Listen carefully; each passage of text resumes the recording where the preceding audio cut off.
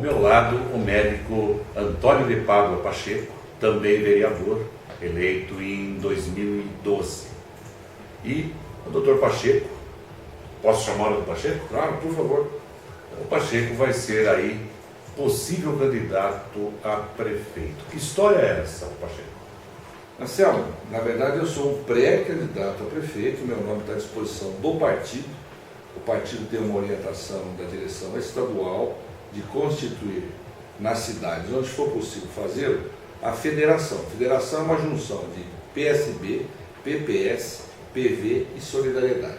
Aqui em Jundiaí nós estamos nessas tratativas, temos conversado com os vereadores do PV, temos conversado com o vereador do PPS, no sentido de nós constituirmos a federação e também, segundo a orientação estadual do PSB, que democraticamente, dentro da federação, a gente nós elejamos o melhor candidato para preencher uma candidatura majoritária nas eleições de 2016. Então nós estamos nesse trabalho de construção da federação, para que depois, democraticamente, dentro do grupo, o melhor nome, aquele nome que se sobressair, mediante pesquisa, inclusive, possa ser, então, levado à condição de candidato a prefeito de Jundiaí em 2016. Mas o senhor quer ser o candidato? Eu sou um pré-candidato. Sou um pré-candidato, como todos os outros que estão comigo nessa construção da federação. Agora, digo para você, eu, pessoalmente, você fez uma pergunta pessoal para mim, eu sou um pré-candidato, me sinto preparado e pleiteio a vaga para candidato a prefeito de Jundiaí em 2016. Mas nós temos aí, parece que um probleminha no caminho aí, porque, pelo que temos informação, o PSB local tem outra orientação, aí, outra tendência. Então há uma divergência, digamos, um choque, ou uma divergência, não um choque, né?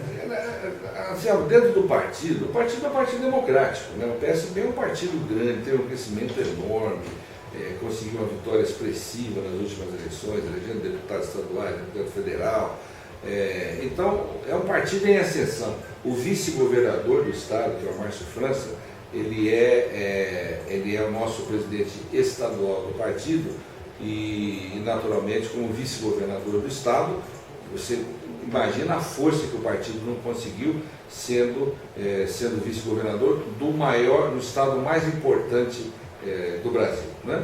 Então o PSB é um partido em ascensão, um partido grande, um partido em crescimento. E eu, naturalmente, pretendo estar no PSB e continuo defendendo a ideia de que o PSB não pode deixar de pensar nos nomes que ele tem e pensar na candidatura majoritária. A divergência a que você se refere é que a direção municipal do partido, ela não comunga com a orientação da direção estadual.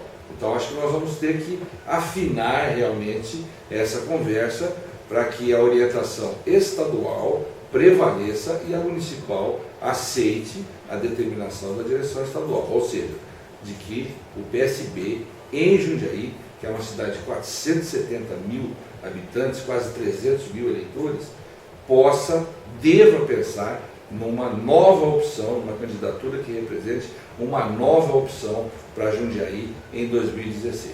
Se o senhor não for candidato a prefeito, quem que o senhor não apoiaria ou apoiaria? Bom, Anselmo, veja bem, eu acho que Jundiaí merece uma nova opção na cidade, né? Uma nova opção que traga dinamismo na administração, que traga mais rapidez, traga soluções, que acabe com tudo aquilo que respingou dos escândalos do PT a nível nacional, que acabe com isso tudo, quer dizer, ficou uma mancha muito grande no Brasil inteiro, em todas as administrações que teve ligação com o PT, ficou uma mancha. Então, eu não apoiaria toda candidatura que tivesse ligado àquilo que ficou manchado pelos escândalos, como também não apoiaria as candidaturas dos deputados que a população acabou de eleger, né? Nós elegemos 3 deputados e não é possível agora que a gente tenha que ouvir dos outros assim: você se lembra em quem você votou na última eleição? E alguém dizer assim para você: não, nem me lembro mais. Não, o povo se lembra em quem votou e se lembra do compromisso que os deputados tiveram conosco, de não abrir mão dos seus mandatos para virem para ser candidatos agora a Prefeitura de Jundiaí. Então, a nossa palavra para os deputados é assim: alto lá, deputado, nós queremos você lá na Assembleia, nós queremos você lá no Congresso, defendendo os interesses da cidade de Jundiaí. E estão defendendo muito bem. Eu quero dizer para você o seguinte: nós temos bons deputados e não podemos perdê-los, porque se nós perdermos os deputados, as vagas que eles vão deixar na Assembleia e no Congresso serão preenchidas por deputados de outras regiões longe de Jundiaí. E aí? Jundiaí deixará de ter a representatividade, uma cidade de quase 500 mil habitantes, pujante, uma das 10 principais na economia do país, né? Jundiaí perderá os seus representantes da Assembleia e no Congresso Nacional. Então nós não podemos, eu e a população, não podemos concordar em perder os nossos deputados eleitos. Agora, voltando à Câmara Municipal, que é uma coisa mais atual, né? O senhor tem uma ideia, parece que de mexer em calçadas, como é que é essa história? Nós temos alguns projetos aí, Anselmo, que são realmente importantes e que as pessoas talvez nunca tenham pensado. Ou se pensaram, nunca tiveram a coragem de tratar. A questão das calçadas é a seguinte: um princípio muito simples. Nós estamos aqui no seu estúdio, né? Quando nós saímos do seu estúdio, nós vamos para uma calçada. Essa calçada pertence a você? Não, não pertence a você. Ela é pública. Por que você é responsável, então, por manter uma calçada que não te pertence? Se o imóvel é seu, é próprio, você tem o imóvel do muro de entrada para dentro. Esse é o seu imóvel. Do muro para fora, ele não te pertence. Então você não pode ser penalizado em responsabilidade pela manutenção e pela construção de uma calçada que é pública. A calçada faz parte da via pública. O que é uma via pública? É o leito carroçável, que é a rua, e é o passeio público, que é a calçada. Eu quero, com o meu projeto, transferir para o governo municipal a responsabilidade de construção das calçadas. A manutenção, depois dela pronta, até pode ser feito um acordo com o morador para que ele possa manter, para que de repente surja um buraco na calçada dele, ele não quer que esse buraco permaneça, ele, dentro dos padrões definidos pelo Código de Obras Municipal, ele vai refazer dentro daquele padrão, para que a calçada fique uniforme. Hoje nós temos uma irregularidade tão grande nas calçadas que é difícil você falar em mobilidade urbana e não pensar no cadeirante que vai ter que andar na rua, no deficiente físico que vai andar na rua, no cego que vai andar na rua. A calçada tem que ser uniforme. Tem que ser uniforme. Não pode ter degrau, não pode ter diferenças. Ela não pode ser uma com piso escorregadio e a outra com piso áspero. Tem que ter uma uniformidade, até por uma questão de estética. Jundiaí é uma cidade importante. Eu já falei, uma das 10 principais cidades do Brasil. Ela tem que ser também uma cidade bonita, uma cidade gostosa de se viver. E mobilidade urbana, Anselmo, não é simplesmente a rua, o viaduto, o transporte urbano público, a rodovia, o túnel. Não é só isso mobilidade urbana. Mobilidade urbana começa quando você coloca o pé fora da sua casa. Ali começa a mobilidade urbana. Então esse é um projeto importante. E tem alguma cidade que já adotou esse sistema? Sim, para servir São Paulo aprovou há algum tempo atrás, um projeto de se responsabilizando pelos passeios públicos. As calçadas são responsabilidades da administração municipal. Ora, mas não é difícil de entender, né? Qualquer telespectador que esteja nos vendo agora, ele vai, poxa, a calçada não me pertence, por que eu sou responsável pela calçada? Eu aluguei essa casa do portão para dentro, eu comprei esse terreno do muro para dentro, por que a calçada é minha responsabilidade? Eu vou ter que ser penalizado porque falta isso, falta aquilo outro. Não, as calçadas devem ser responsabilidade, uma questão simples, né? Um conceito simples, moral de direito. A calçada é pública, se ela é pública eu não sou responsável por ela. E essa história da água grátis, água de graça? Sim, a água... É outro projeto? É um outro projeto. Veja bem, nós consumimos água para o banho e consumimos água para beber. A água de beber, você não pode pagar por ela, porque ela é vital, ela mantém a sua vida, né? O nosso corpo humano, ele tem Na criança, 80% de água, 80% de água, e na idade adulta ele tem 50% de água. Então, não é justo que você pague pela água que você beba. Essa água que você bebe, ela tem que ser grátis para você. Então, nós também estamos preocupados com isso e vamos colocar num projeto onde haja uma redução na taxa de água que você paga mensalmente, considerando o volume de água que você toma mensalmente. Então, isso será deduzido da sua conta de água. Bom, agora nós temos duas hipóteses aí. O senhor foi já diretor de saúde, diretor de ações de saúde, na época do prefeito Valmor, 1990, 91, 92, e o senhor foi aí praticamente um pioneiro numa modalidade que hoje se tornou nacional. Foi o pronto atendimento. Como é que foi a história? A história do pronto atendimento é a seguinte, Anselmo. Em 1992, 1991, o antigo ICT, que era o Hospital da Ponte de São João, foi fechado. Ele era um hospital particular, que pertencia ao grupo do GAMI, juntamente com o Hospital Maternidade de Jundiaí, e o ICT foi fechado. A população daquela região, Ponte de São João, Jundiaí-Mirim, Tarumã, Tamoio, São Camilo, eles fizeram um abaixo-assinado muito grande, com mais de 5 mil nomes, e trouxeram até a Secretaria de Saúde. Na época eu era diretor de ações de saúde. Então eles trouxeram até mim, me pedindo o quê? Pedindo que o hospital fosse reaberto. Era impossível a prefeitura reabrir um hospital que não pertencia a ela. Era um hospital particular, privado, e que tinha um convênio com o antigo INSS, INPS, e que hoje é o SUS. Né? Então, esse hospital foi fechado. A população nos pedia para a prefeitura que a prefeitura reabrisse o hospital.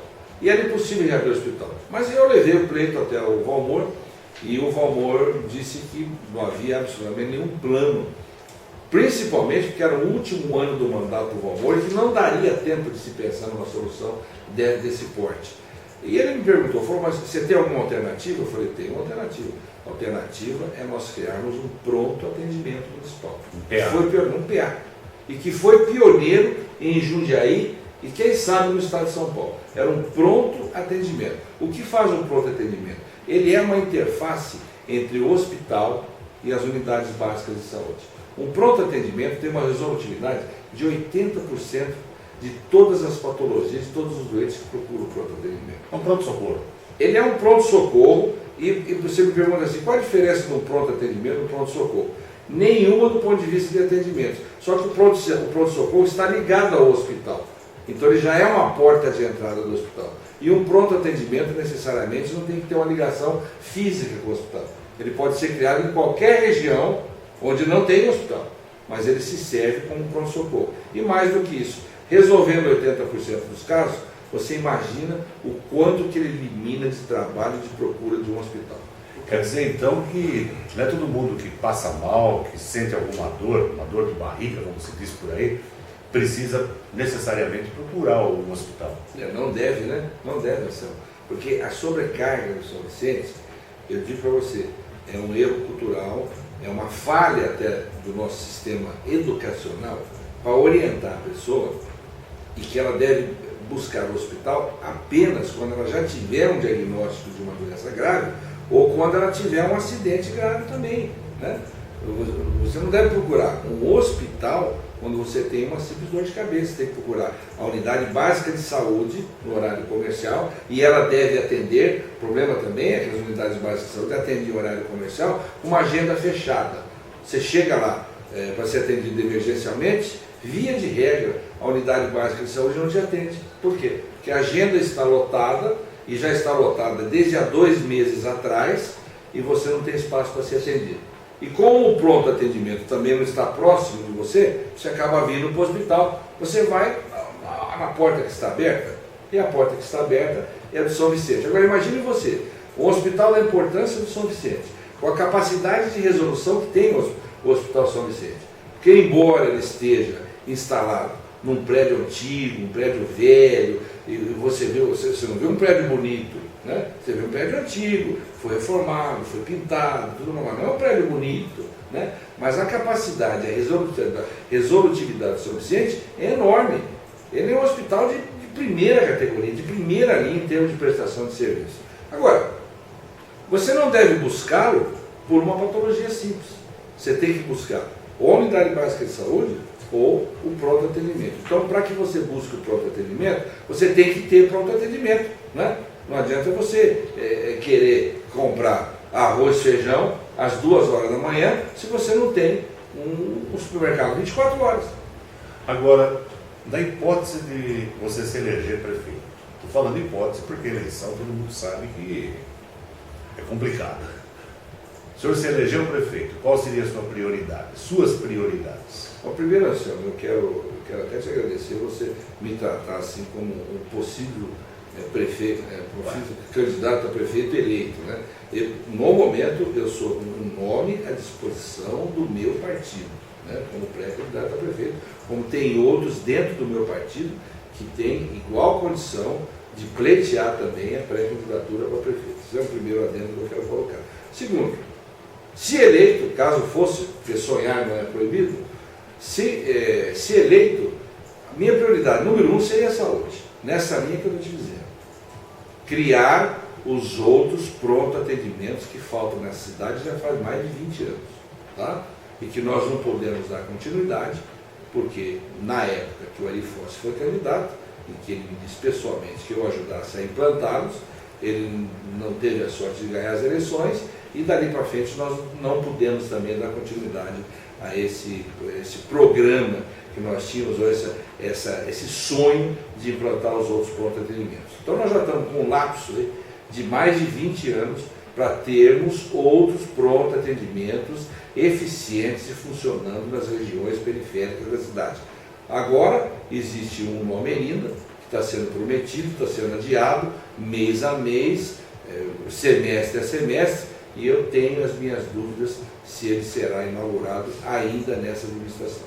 Tenho as minhas dúvidas, porque está sendo protelado muito. Era para final do ano, depois março, depois abril, depois julho, e não se conclui essa obra.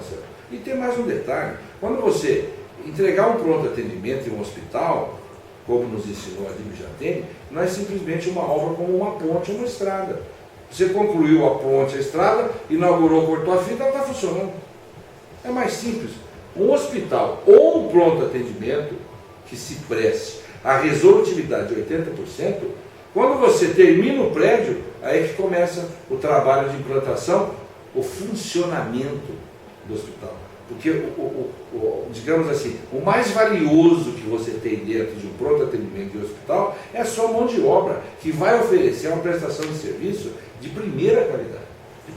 Esse foi o médico Antônio de Pádua Pacheco, vereador conhecido como Dr. Pacheco, que falou aí sobre seus projetos e sobre sua intenção de ser candidato a prefeito de Jundiaí.